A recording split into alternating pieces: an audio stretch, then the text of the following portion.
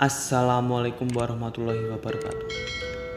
Kembali lagi di vlog saya Noyo Sentiko, channelnya Perkutut Lokal Blora.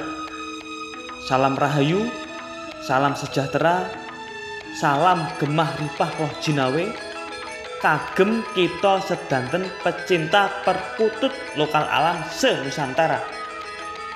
Di kesempatan kali ini Noyo Sentiko Channel akan mereview, akan menjelaskan, akan menjabarkan tentang sejarah asli dari perkutut kesayangan Brawijaya 5, perkutut Mojopahit.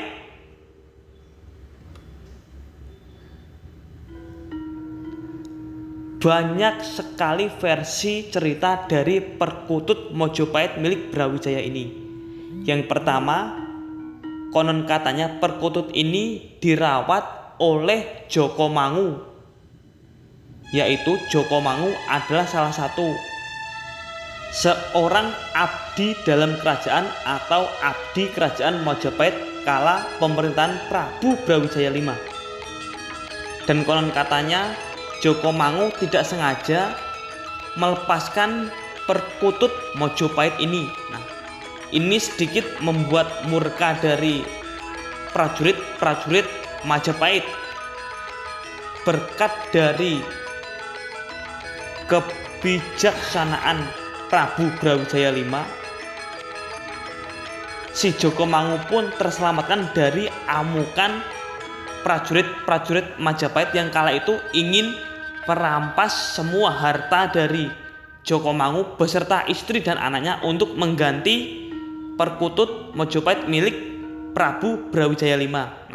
Namun Prabu Brawijaya V bilang kepada seluruh prajuritnya bahwa sejatinya harta yang paling berharga dari Prabu Brawijaya V adalah rakyatnya, rakyat yang setia mengikuti Prabu Brawijaya, yang tunduk kepada Prabu Brawijaya V, bukan perkutut Mojopahit. Itu yang pertama.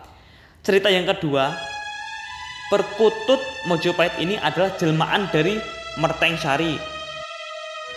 Diceritakanlah kala itu Prabu Brawijaya V sedang duduk santai di pekarangan kerajaan, di taman kerajaan.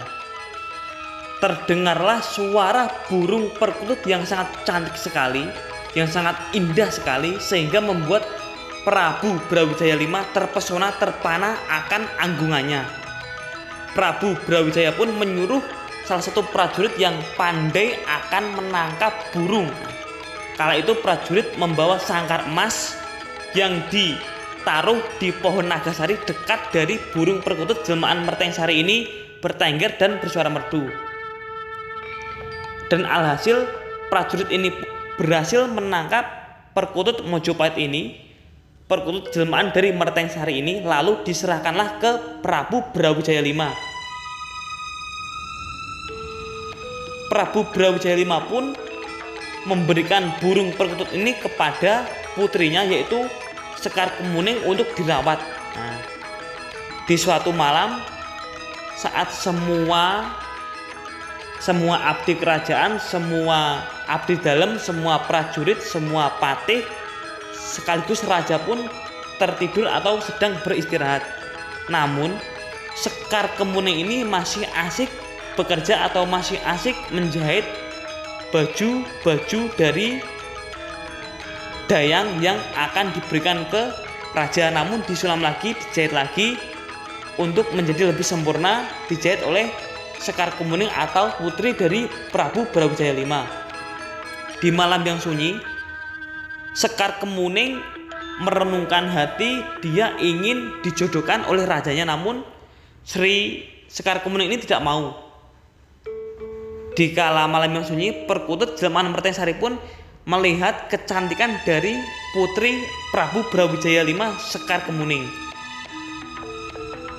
Dalam situasi yang hening, Merteng Sari ini atau jelmaan dari perkutut ini terbuai hati kepada Sri Sekar Kemuning.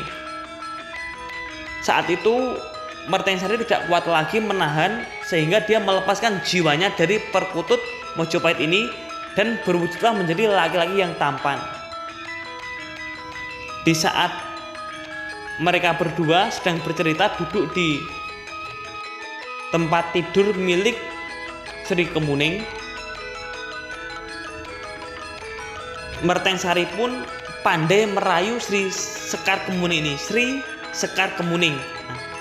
Sekar Kemuning pun terbuai akan rayuan dan ketampanan dari Mertensari. Mereka pun diam-diam menjalin hubungan suami istri, dan saat itu Sekar Kemuning hamil namun tidak melahirkan manusia, namun yang terlahir adalah 2 telur burung. Yang pertama bernama Jokomangu, yang kedua bernama siapa? Saya lupa, yang kedua saya lupa. Jadi yang pertama bernama Jokomangu. Nah, disinilah ada 2 versi cerita yang berbeda.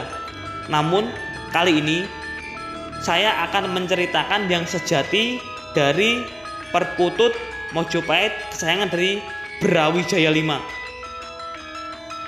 Perkutut kesayangan dari Prabu Brawijaya V atau Raja Majapahit yang terakhir adalah perkutut hasil dari ritual Prabu Brawijaya, hasil semedi, hasil dari pertapaan Prabu Brawijaya. Perkutut Mojopahit lokal alam ini adalah pusaka asli murni, pusaka alam, pusaka penentram, pusaka keseimbangan alam bumi Nusantara. Perkutut ini diperoleh dari Prabu Brawijaya kala itu beliau sedang bertapa atau bersemedi di Gunung Lawu. Singkat cerita, dibawalah pulang oleh sang raja perkutut kesayangan ini, perkutut pusaka alam, perkutut Mojopahit ini. Kenapa kok dinamakan perkutut Mojopahit? Karena kala itu yang memegang adalah Raja Brawijaya, raja kelima, raja terakhir dari kerajaan Majapahit. Asal muasal itulah dinamakannya perkutut Katuranggan Mojopahit.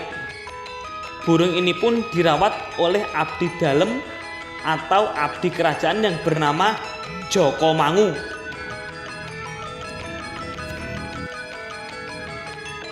Dan hari-hari terus mulai berjalan. Raja Majapahit atau Brawijaya V sangat senang sekali memiliki pusaka hidup atau pusaka alam yang berwujud perkutut, lokal alam Mojopahit. Perbedaan dari perkutut ini adalah ini termasuk kategori perkutut pusaka alam atau hewan pusaka. Kalau yang lain yang dimiliki Prabu Brawijaya adalah pusaka-pusaka mati. Namun ini adalah pusaka hidup, yaitu yang berwujud perkutut lokal alam Mojopahit, hasil dari nyepi, hasil dari tapa dari Prabu Brawijaya.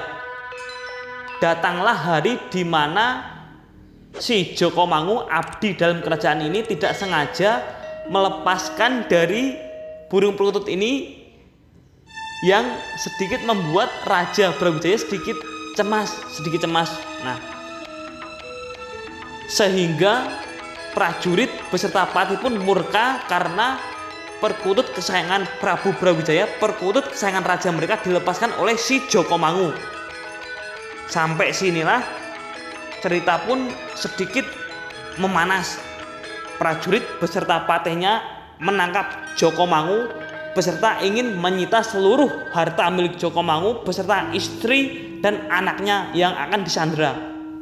Namun berkat dari kebijaksanaan Prabu Brawijaya V, Raja Majapahit, si Jokomangu pun diutus melepaskan, karena sejatinya harta yang dimiliki oleh Prabu Brawijaya bukanlah seekor perkutut, namun rakyat yang selalu tunduk, rakyat yang selalu menjunjung tinggi nama Brawijaya V. Itulah harta yang paling berharga dari Prabu Brawijaya. Hari pun berjalan.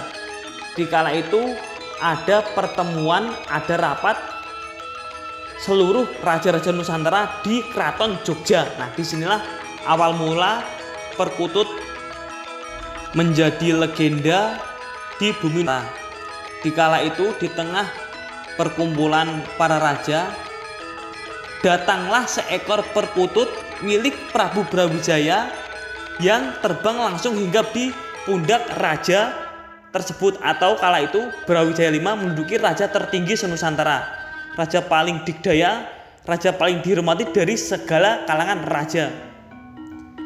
Disitulah semua para raja terpana terpesona akan burung perkutut milik dari Prabu Brawijaya. Saat burung itu hinggap di pundak Raja Brawijaya atau Prabu Brawijaya, burung perkutut menunjukkan suara anggungannya yang cantik sekali.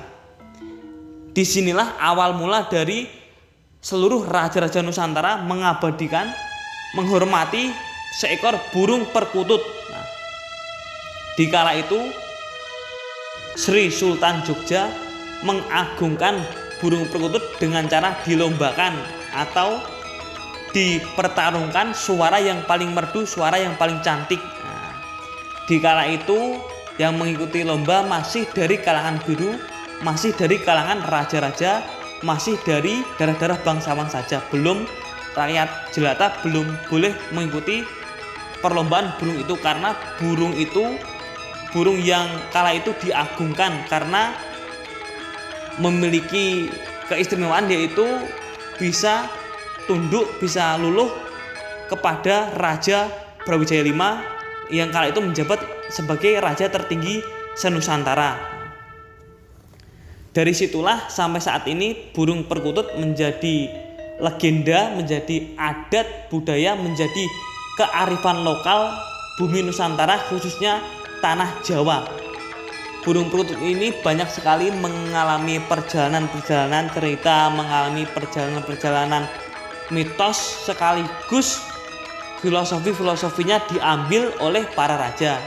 Salah satunya Satrio Pinayungan. Nah, kala itu hanya kalangan raja saja yang boleh memeliharanya. Dan saat ini di Blora milik teman saya ada satu perkutut titisan dari Merteng Sari, titisan dari perkutut pusaka milik Prabu Brawijaya V, asli titisan dari perkutut pusaka milik Prabu Brawijaya V. Burung perkutut ini didapat dari Gunung Lawu yang mendapatkan masih keturunan dari Raja Majapahit, yaitu Brawijaya V. Dikala itu si teman saya ini atau si Kang Mas ini mendapatkan mimpi, ditemuilah kakeknya yaitu Brawijaya V disuruh atau diutus tapa di Gunung Lawu. Kala itu tapa malam Jumat Legi berangkat dari bawah gunung atau lereng gunung ke puncak. Kala itu si Kang Mas ini hanya menempuh waktu kurang lebih 45 menit saja. Seolah-olah dia ini memang sudah diantarkan. Nah, dialah bertapa mulai pukul tepat jam 10 sampai jam 2 pagi. Nah, dan anehnya waktu jam 2 pagi dia pun diutus berdiri dari pertapaannya atau mendengar suara, diutus berdiri lalu diutuslah untuk kembali pulang. Nah, di saat perjalanan pulang dia tidak sengaja terpleset, hampir jatuh dan berpegangan kepada ranting kayu atau pohon kayu yang kecil. Nah, namun di pohon tersebut, di kayu kecil tersebut, di sebuah ranting ada burung perkutut yang sedang tidur. Nah, inilah ada sedikit yang gak masuk akal, tapi inilah cerita aslinya. Dan akhirnya si Kang Mas ini pun menangkap si burung itu dan kena sampai sekarang dan dibawa pulang. Burung itu berwujud asli Cenmani Mojopahit lokal alam, titisan asli atau reinkarnasi dari pusaka perkutut milik Prabu Brawijaya V. Untuk perkututnya akan saya perlihatkan, namun hanya sebatas fotonya saja. Nah, inilah dia foto perkutut asli murni titisan reinkarnasi dari pusaka alam, pusaka milik dari Prabu Brawijaya V, perkutut Mojopahit lokal alam. Burung perkutut ini bernama Ki Roro Puspo, termasuk jelmaan dari pusaka Prabu Brawijaya. Namun saya di sini merasakan ada energi dari Prabu Brawijaya. Jadi dengan kata lain, burung ini selalu dijaga oleh Prabu Brawijaya. Burung ini terakhir ditawar pengusaha kaya raya dengan harga 75 juta, namun tidak dilepas. Terus saya sowan ke rumahnya Kang Mas ini yang diceritakanlah dia ini masih keturunan dari Prabu Brawijaya. Saat saya tanya, Kang Mas, perkutut ini dilepas berapa Kang Mas, kan gitu. Dia menjawab, burung ini akan saya lepas seharga 150 juta. Dia pun sudah meramalkan dari pemilik si burung perkutut ini. Pemilik dari si burung ini berasal dari bumi Jawa Barat. Beliau sudah meramalkan bahwa suatu hari akan ada pembeli dari kalangan pecinta perkutut lokal alam dari Jawa Barat. Termasuk yang membeli ini termasuk kalangan menengah ke atas atau kalangan petinggi-petinggi, atau bisa jadi pengusaha atau kalangan pejabat. Itulah burungnya, burung perkutut asli, titisan asli reinkarnasi dari pusaka alam Prabu Brawijaya V. Mungkin sekian cerita dari saya. Semoga cerita saya ini bisa menambah wawasan. Jadi gini ya, kalau kita belajar tentang sejarah, kita jangan hanya mendengar cerita, namun kita harus bisa menguak dari keasliannya dari cerita Jawa tersebut. Dengan cara kita bisa bersemedi, kita bisa membuka gerbang gaib, kita bisa melihat waktu beribu-ribu tahun ke belakang atau bisa melihat masa lalu. Nah, jadi kita nggak bisa ya intinya melihat cerita dari konon katanya, tapi kita kalau ingin benar-benar tahu ceritanya, kita harus bisa membuka gerbang gaib menuju cerita masa lalu. Sekian dari saya, sekian vlog saya, Noyo Sendiko, channelnya Perkutut Lokal Alam Blora. Akhiri kalam, wassalamualaikum warahmatullahi wabarakatuh.